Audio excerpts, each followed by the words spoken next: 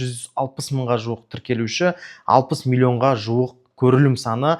Сол кезде біздің ютубта тұратын барлығы былай басталды. Ең алдымен 2016 жылы біз Қаңғыбас атты YouTube арна аштық. Және ол жаққа Американың әртүрлі шетелдік вайндарын алып, тікелей қазақшаға аударып бастадық. Бұның өзі белгілі бір деңгейде ағартушылық болып табылды өз деңгейіміздегі. Және қазақ аудиториясына сол кезде YouTube'та ешқандай контент болмаған, алғашқылардың бірі болып кіргендіктен біз өте тез арада тіркелуші санын жинадық. 160 мыңға жуық тіркелуші, 60 миллионға жуық көрілім саны сол кездерде ақ біздің YouTube'та тұратын.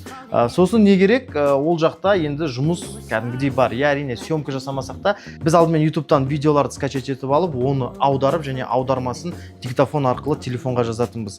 Және соны монтаждап YouTube'қа салып отырдық. Вроде қиын емес, алайда сол нәрсенің барынша сапалы болуын қатты қаладым, және менде ішімде белгілі бір сұрақ пайда болды.